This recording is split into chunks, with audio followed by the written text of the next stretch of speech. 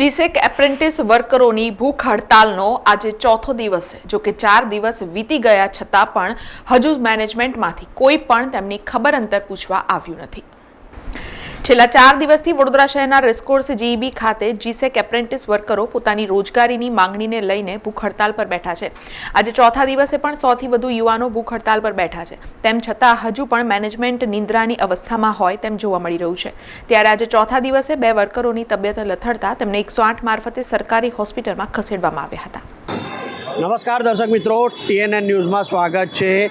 આ તો કેવો ન્યાય કે સતત 4 દિવસથી ગુજરાતભરમાંથી આવેલા જિલ્લાના જીસેક એપ્રેન્ટિસન વર્કરો પોતાના રોજગાર માટે બેરોજગાર બન્યા છે। તેઓએ આ પરીક્ષા પાસ કરેલ છે, આ અભ્યાસ પાસ કરેલ છે, તેમ છતાં પણ તેમને નોકરી નથી મળી રહી। સતત આજે ચોથો દિવસ છે ને આપ જે જોઈ રહ્યા છો કે હજુ પણ તે લોકો સતત ચોથા દિવસે પણ ભૂખ હડતાલ પણ બેઠા છે, પરંતુ મેનેજમેન્ટમાંથી કોઈ પણ તેમની ખબર અંતર પૂછવા પણ નથી આવ્યું। એટલે ચોક્કસ એવું કહી શકાય કે આ માનવતા મરી પરવારી છે।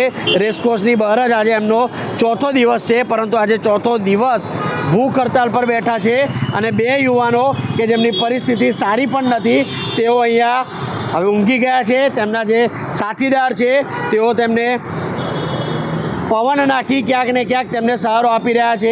એક યુવાન લગભગ અડધો-પોણો કલાકથી મોં પર રૂમાલ ઢાંકીને આ જ રીતે સૂઈ ગયા છે। તમામ વર્કરો ભૂખ હડતાલ પર છે। ફરી એકવાર તમને કહી દઉં કે આ તમામ વર્કરો ભૂખ હડતાલ પર છે। એક ભાઈ સાથે આપણે વાત કરીશું, જે રીતે સતત આપ ભૂખ હડતાલ પર અહીંયા ઉપસ્થિત થયા છો, ક્યાંક હવે તમારા બધામાં એક કમજોરી દેખાઈ રહી છે, શું કહેવું છે?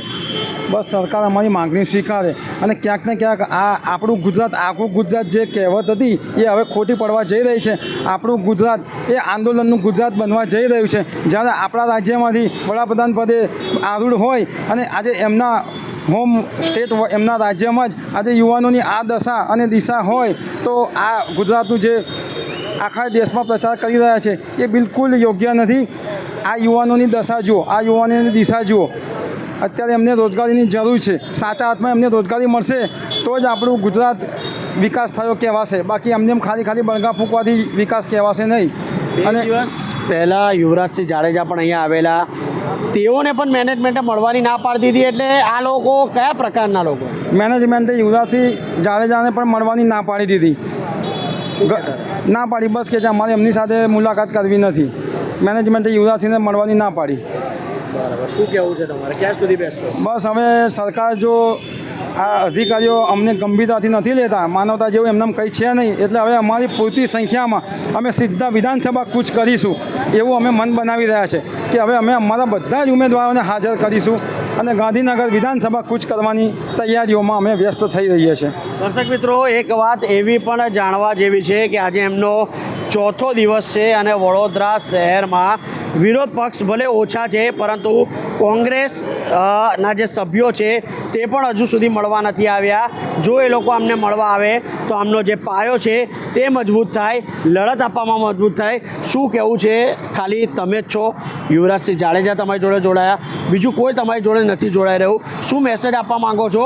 મેકિંગ ઇન્ડિયાની મોટી અને ખોટી વાતો કરવામાં આવે છે। મેકિંગ ઇન્ડિયા એ ખોટી વસ્તુ છે। એકચ્યુઅલી જાહેરાત 3 વર્ષ પહેલાં આપી હતી, ચૂંટણી પહેલાં, વિધાનસભાની ચૂંટણી પૂર્વે વોટ લેવાય, હા વોટ લેવા ગયા, સરકાર બની ગઈ, રેકોર્ડ બ્રેક સીટો આવી ગઈ, પછી સરકાર બની ગયા, પછી જનતાને શું થાય એમને કોઈ મતલબ નહીં। આવું જ્યારે ઇલેક્શન આવશે ને ત્યારે અમને અમારી યાદ આવશે।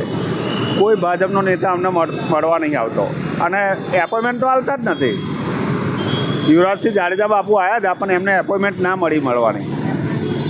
બિલકુલથી આ લોકો છેલ્લા 4 દિવસથી આ જ રીતે આ જ રોડ પર રેસકોર્સની બહાર રડઝડી રહ્યા છે, પરંતુ તેમને કોઈ મળવા આવતું નથી। 2022માં ચૂંટણીના ટાણે વાયદો કર્યો હતો કે 800 જગ્યા ખાલી છે, તમામને નોકરી મળશે। ત્યારબાદ વધુ 400 જગ્યા થઈ, એટલે 1200 જગ્યા ખાલી છે। તેમ છતાં ગણ્યા ગાંઠિયા અહીંયા 50થી 100 જણ છે, તે લોકો તેમને નોકરી નથી આપી શકતા। ત્યારે મોટી અને ખોટી વાતો કરતા આ જે લોકો છે તેમની સામે ઘણા બધા પ્રશ્નો ઊભા થાય છે। હવે જોવાનું રહ્યું આ લોકોની ભૂખ હડતાલ ક્યારે સમેટાય છે, નહીં તો આ તમામ જે વર્કરો છે તે ગાંધીનગર કૂચ પણ કરશે, વિરોધ પણ થશે। હવે જોવાનું રહ્યું કે આ લોકોને ન્યાય ક્યારે મળે છે। હું પ્રતિક રાઠોડ, ટીએનએન ન્યૂઝ, વડોદરા। સમાચારોના સતત અપડેટ માટે TNN ન્યૂઝને YouTube પર સબસ્ક્રાઇબ કરી બેલ આઇકોન પ્રેસ કરો અને અમારી સાથે જોડાયેલા રહો Facebook, Instagram અને Twitter ઉપર.